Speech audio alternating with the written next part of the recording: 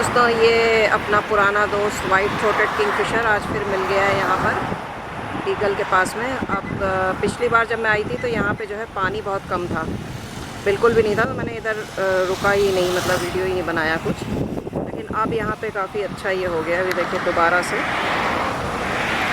यहाँ पे पानी वगैरह सब कुछ आ गया है और काफ़ी हरियाली भी हो गई है। ये देखिए आप, ये पेड़ पौधे यहाँ पर आ गए। ये स्पॉट बिल डक आ गई।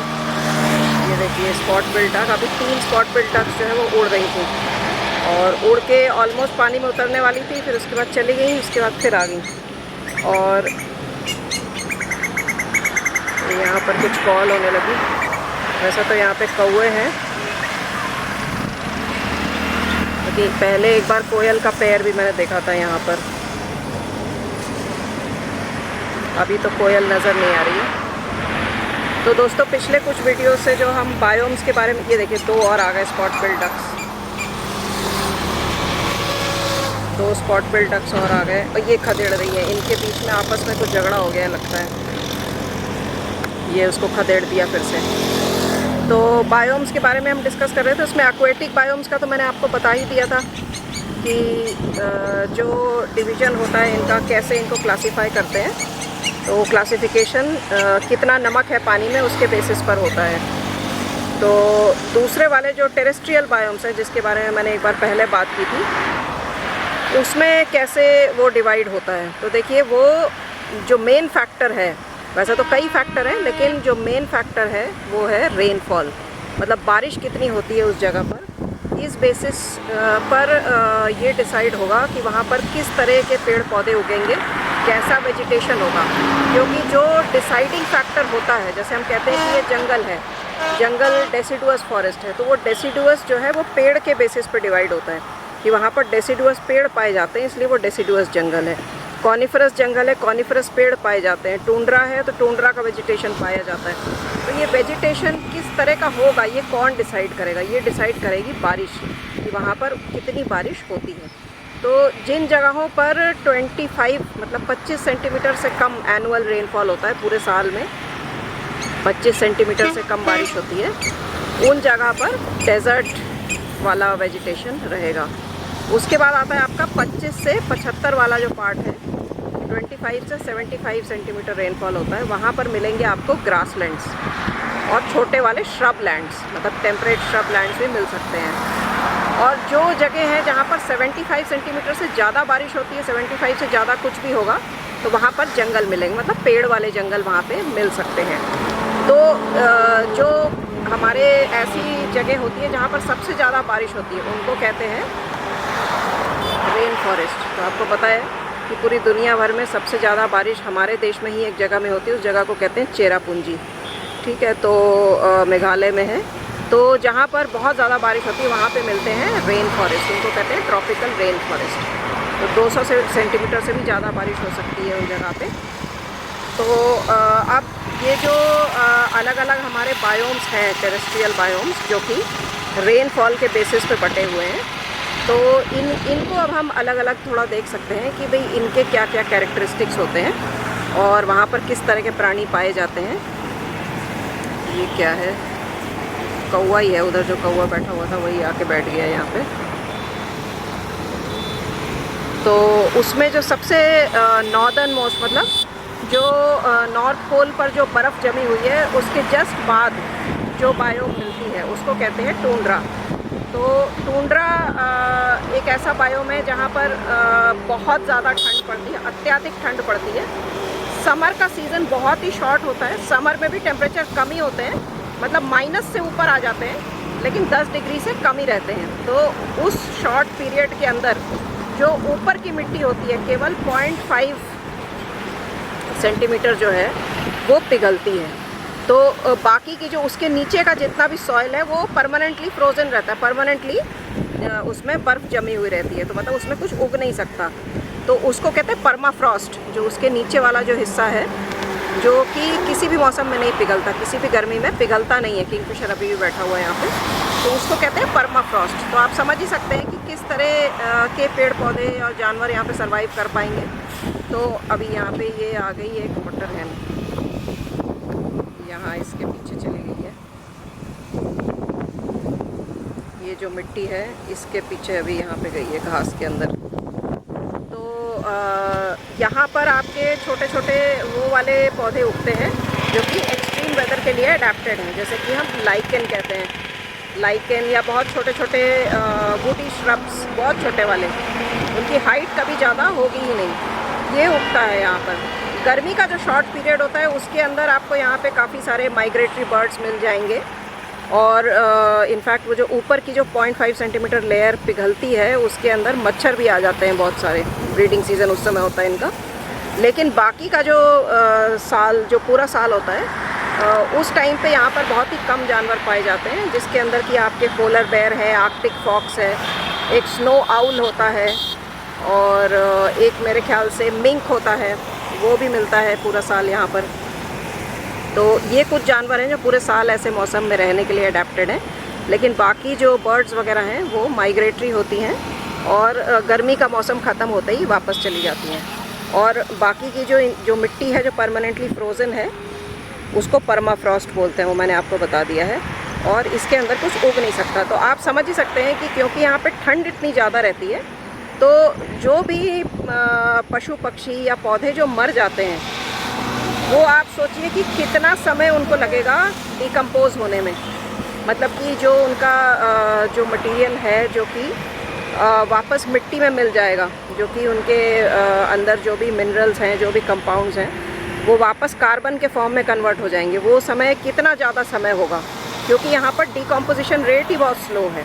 तो डिकम्पोजिशन रेट स्लो होने की वजह से जो टुंड्रा का इकोसिस्टम है वो बहुत ही फ्रेजाइल है, मतलब कि बहुत नाजुक है। नाजुक से हमारा मतलब ये है कि अगर वहाँ पर कोई आपदा आ गई, अगर किसी तरह से वो इकोसिस्टम डैमेज हो गया, उसको कोई नुकसान हो गया, तो दोबारा से पहले जैसा होने में, पहले जैसा मतलब यथावत होने में, जैसा पहले था उतने ही उसी सिचुएशन में या उसी तरह के कंपोजिशन में आने के लिए उसको कई कई हज़ार साल लग जाएंगे। इसलिए टुंड्रा का जो इकोसिस्टम है उसको बहुत ही संभाल के रखना पड़ता है, क्योंकि वो बहुत ज़्यादा नाजुक है। तो दोस्तों, टुंड्रा बायोम के बाद जो नेक्स्ट वाला लेवल आता है वो है टेगा, और टेगा से हमारा मतलब ये है कॉनिफरस फॉरेस्ट, मतलब कि जो पाइन, स्प्रूस, बर्च, ये वाली जो पेड़ होते हैं ये यहाँ पर पाए जाते हैं। तो आपको पता ही है कि इनके जो पत्ते होते हैं वो बिल्कुल सुई की तरह होते हैं, नीडल शेप्ड होते हैं, और यही इनका अडेप्टेशन होता है इस जगह पर रहने के लिए। देखिए, पहले जब गर्मी नहीं पड़ी थी तो वहाँ यहाँ पे छोटा सा पानी का, मतलब काफ़ी ज़्यादा पानी इकट्ठा होता था। अब ये दोबारा से यहाँ पे छोटा पानी का तालाब बनना शुरू हो गया है, और यहाँ पर 3-4 मोर हेन्स हैं, और यहाँ पर ये लैपविंग बैठी हैं। तो अब धीरे धीरे दोबारा से ये जगह वैसे ही आबाद हो जाएगी जैसे कि जनवरी, फरवरी, मार्च के महीनों में थी। तो टेगा जो वर्ड है वो एक रशियन वर्ड है, और इसका मतलब होता है कि बहुत ही पुराना जंगल, मतलब प्राइमीवल फॉरेस्ट, बहुत पुराने समय का जंगल। तो यहाँ पर भी जो ठंड का मौसम होता है वो काफ़ी लंबा होता है, काफ़ी ठंड होती है, लेकिन टुंड्रा से कम होती है। टुंड्रा में जितनी ज़्यादा ठंड होती है उतनी ठंड टेगा में नहीं होती, इसलिए यहाँ पर ये कॉनिफरस पेड़ उगते हैं, और जानवर भी यहाँ पर मिलते हैं, लेकिन छोटे जानवर ही मिलते हैं, ज़्यादा बड़े जानवर नहीं मिलते हैं। उसके बाद जो आपका जो लेवल आता है, जो बायोम आता है, उसको कहते हैं टेम्परेट डेसिडुअस फॉरेस्ट। मतलब डेसिडुअस मतलब कि साल में एक बार जो पेड़ अपने पत्तों को गिरा देते हैं। तो टेम्परेट डेसिडुअस फॉरेस्ट में 4 अलग अलग मौसम होते हैं। गर्मी का मौसम होता है, शॉर्ट होता है लेकिन होता है। उसके बाद जो आपका वसंत ऋतु आती है, और एक पतझड़ आता है, और उसके बाद ठंड का मौसम आता है। तो ठंड के मौसम में क्योंकि थोड़ा सीवियर होता है, मतलब सीवियर उतना नहीं जितना टुंड्रा और टेगा में होता है, लेकिन ठंड पड़ती है यहाँ पर भी। तो उस टाइम पे रिसोर्सेज कम होते हैं, तो पेड़ जो होते हैं वो अपने पत्तों को गिरा देते हैं अपनी एनर्जी बचाने के लिए। तो ये हो गया टेम्परेट डेसिडुअस फॉरेस्ट। इनमें आप देखेंगे कि जो पेड़ हैं साल में एक बार अपने पत्ते तो गिराते ही हैं, उनके पत्ते जो है वो चौड़े होते हैं साइज़ में। जबकि इससे पहले जो हमने पौधे देखे जैसे टुंड्रा में और टेगा रीजन में, उनके पत्ते बहुत छोटे छोटे थे, नीडल लाइक थे, या फिर बहुत ही कम पत्ते उनमें होते हैं। ठीक है, तो जो टेम्परेट डेसिडुअस फॉरेस्ट है उसमें पहली बार हम देख रहे हैं पेड़ जो नॉर्मल जैसा पेड़ हम पेड़ समझते हैं उस तरह के पेड़ टेम्परेट डेसिडुअस फॉरेस्ट में मिलते हैं। उसके बाद आते हैं टेम्परेट श्रब लैंड्स, मतलब कि यहाँ पर पेड़ होते ही नहीं है, छोटे छोटी झाड़ियाँ होती है। श्रब्स मतलब झाड़ियाँ, और झाड़ी से, उससे श्रब से जो छोटा वाला पौधा होता है उसको हर्ब कहते हैं। हर्ब मतलब हमारे बिल्कुल छोटे वाले पौधे, जैसे तुलसी का पौधा है, या फिर आपका जो आप धनिया लगाते हैं, या फिर आप कोई भी छोटा पौधा आपका जो होता है, जो कि टमाटर का पौधा है, तो ये आप जो पूरी इसकी लाइफ साइकिल होती है, वो पूरी लाइफ साइकिल में छोटा ही रहता है, बड़ा कभी बड़े साइज़ का नहीं होता है। उसको हर्ब कहते हैं। बीच के साइज़ का जो है वो श्रब है, और जो पूरा पेड़ बन जाता है वो तो आपको पता ही है कि उसको ट्री कहते हैं। तो टेम्परेट श्रब लैंड्स में जो मीडियम साइज़ वाले पौधे हमारे हैं, श्रब्स जो झाड़ियाँ जिसको हम कहते हैं, वो मिलते हैं। टेम्परेट श्रब लैंड्स में भी टेम्परेचर एक्सट्रीम्स में नहीं जाता, लेकिन गर्मी और जाड़े का मौसम क्लियरली डिमार्केटेड होता है। अब इसके बाद अगर हम देखें तो हमारे ग्रास लैंड्स आ जाते हैं। तो ग्रास लैंड्स के बारे में मैंने आपको बताया ही था उस दिन भी कि बड़े बड़े ग्रास लैंड्स मिलते हैं, जो कि जैसे एशिया में जो बड़े बड़े ग्रास लैंड्स हैं उनको कहते हैं स्टेप्स, नॉर्थ अमेरिका में प्रेरी, साउथ अमेरिका में पैम्पास। तो इस तरह के जो बड़े बड़े ग्रास लैंड्स होते हैं जिनमें कि बीच में पेड़ नहीं हैं, और ये जो बड़े ग्रास लैंड्स हैं ये चरने वाले जानवरों के लिए चरागाह का काम करते हैं। तो बड़े बड़े झुंड जो है हर्बीवोर्स के इन ग्रासलैंड्स में घूमा करते हैं, तो इनको कहते हैं ग्रासलैंड। अब ग्रासलैंड में भी देखिए, ग्रासलैंड वो जगह है जहाँ पर मैंने बताया कि बारिश आपकी 25 सेंटीमीटर से लेके 75 सेंटीमीटर के बीच में कहीं भी हो सकती है। तो 3 तरह के घास इनमें होते हैं। एक लंबी घास होती है जो कि 1.5 से 2 मीटर तक जिसकी हाइट हो सकती है, तो काफ़ी लंबी घास हो गई।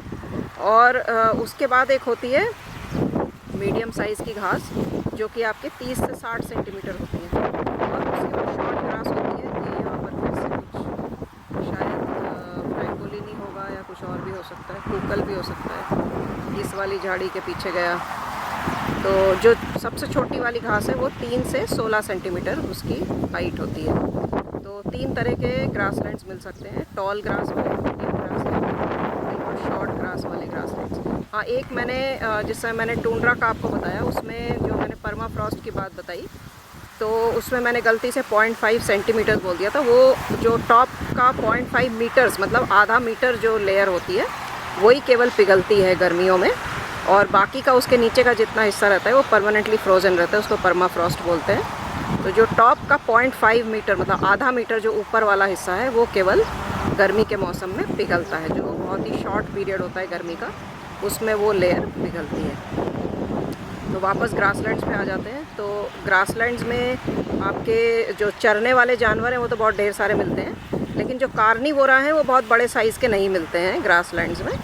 कार्निवोरा छोटे साइज़ के ही मिलते हैं। उसके बाद ग्रासलैंड को नॉर्मली देखा गया है कि उसके साथ में, या जैसे मैंने बताया था कि इकोटोन एक चीज़ होती है, मतलब एक ट्रांजिशन जोन होती है, जो कि 2 एडजेसेंट आसपास के 2 बायोम्स के बीच का जो जंक्शन है, ट्रांजिशन जोन है, उसको इकोटोन कहते हैं। तो ग्रासलैंड्स नॉर्मली जो होते हैं वो आगे जाके डेजर्ट बन जाते हैं। मतलब कि ग्रासलैंड अगर आपके कुछ एरिया में है, ये देखिए फिर से वही पौधा है, इसका आप नाम मुझे बताइएगा, इसका नाम क्या है, इसको क्या कहते हैं आपके एरिया में। तो ग्रासलैंड के बाद आ जाते हैं हमारे डेजर्ट्स। तो डेजर्ट में आपको पता ही है कि पौधे और जीव जंतु दोनों ही हाईली स्पेशलाइज्ड होते हैं, मतलब उनके अंदर ऐसी क्षमताएं होती हैं कि वो उस तरह के एनवायरनमेंट में सरवाइव कर सकें। तो जो हमारा डेजर्ट्स हैं वहाँ पे हमारे 25 सेंटीमीटर से कम बारिश हो रही है। कुछ ऐसे डेजर्ट्स हैं जहाँ पर 2 सेंटीमीटर से भी कम बारिश होती है, लेकिन सारे डेजर्ट ऐसे नहीं होते, और सारे डेजर्ट गर्म में नहीं होते, ठंडे डेजर्ट भी होते हैं। जैसे कि आपको लद्दाख में मिलेगा ठंडा डेजर्ट, जहाँ पे बर्फ़ पड़ती है और ठंड पड़ती है सीवियर, लेकिन है वो भी डेजर्ट ही, वो भी रेगिस्तान ही है। तो जहाँ पे थोड़ी ठीक ठाक बारिश होती है डेजर्ट में, वहाँ पर एनुअल प्लांट्स मतलब कि साल में एक बार उगते हैं, और उसी समय उगते हैं जिस समय बारिश आ रही है। उसके बाद जो कैक्टस वगैरह हैं इनको सक्यूलेंट्स कहते हैं। तो इनके जो पूरा जो तना होता है वो फ्लैशी होता है, मतलब उसके अंदर से पानी जो है वो भाप बन के उड़ नहीं सकती, और जो इनके पत्ते होते हैं वो छोटे छोटे नीडल्स के फॉर्म में होते हैं, मतलब बिल्कुल कांटे होते हैं। तो दोस्तों इस समय ड्रैगन फ्लाइज़ का भी मौसम है, तो हर जगह आपको ड्रैगन फ्लाइज़ उड़ते हुए दिखेंगे। इस तरफ भी घास वगैरह उगी हुई है और बीच बीच में ड्रैगन फ्लाइज़ उड़ रहे हैं। तो जो ये देखिए पीछे वहाँ पे मोअर हेन्स भाग रहे हैं। डेज़र्ट में ये दो तरह के मैंने वेजिटेशन आपको बताई। एक तो जो एनुअल प्लांट्स हैं, जो कि छोटे पेड़ भी हो सकते हैं, उसी समय उगते हैं जिस समय बारिश आ रही है। दूसरे होते हैं आपके सक्यूलेंट, जो कि कैक्टस वगैरह है। और तीसरा होता है आपका छोटे वाले श्रब्स। तो ये डेज़र्ट का वेजिटेशन है। तो दोस्तों, डेज़र्ट का वेजिटेशन कैसा होता है वो तो मैंने आपको बता दिया। अब यहाँ पे जानवर, पशु पक्षी कैसे मिलते हैं, तो ज़्यादातर डेज़र्ट में छोटे जानवर ही मिलते हैं। मतलब कीड़े मकोड़े, बहुत तरह तरह के कीड़े मकोड़े आपको मिलेंगे। तरह तरह के रेप्टाइल्स मिलेंगे, बहुत सारे तरह की छिपकलियाँ, सांप, इस तरह के रेप्टाइल्स, लिजर्ड, मॉनिटर लिजर्ड, ये सब मिलेंगे। उसके अलावा जो मतलब रोडेंट्स हैं, मतलब चूहे की कैटेगरी के जो जानवर है, वो भी ज़्यादा मिलेंगे। ज़मीन के नीचे गड्ढा खोद के या सुरंग बना के, बरोज़ बना के वहाँ पे रहते हैं। तो ये सब मिलते हैं। और कुछ पक्षी मिलते हैं, उतने स्पीशीज़ तो नहीं जितने कि आपको ट्रॉपिकल फॉरेस्ट में मिलेंगे, या फिर आपको हिमालयन रेंज में जैसे टेम्परेट डेसिडुअस फॉरेस्ट है वहाँ मिलेंगे। यहाँ पे भी देखिए लैपविंग है, तो वैसे नहीं, लेकिन फिर भी पक्षी मिलते हैं जो कि स्पेशलाइज्ड होते हैं यहाँ पर सर्वाइव करने के लिए। और जो मैमल्स होते हैं वो मैंने आपको बताया कि या तो रोडेंट्स होते हैं या फिर छोटे छोटे फॉक्स वगैरह होते हैं, छोटे जानवर मिलते हैं। तो जहाँ पर भी एक्सट्रीम वेदर होता है वहाँ पर बड़े जानवर सर्वाइव नहीं कर पाते हैं, छोटे छोटे जानवर सर्वाइव करते हैं। पक्षी सर्वाइव कर लेते हैं, कई स्पेशलाइज्ड होते हैं। पेड़ पौधों में भी स्पेशलाइजेशन पाई जाती है, बिना उसके वो एक्सट्रीम एनवायरनमेंट में सर्वाइव ही नहीं कर सकते हैं।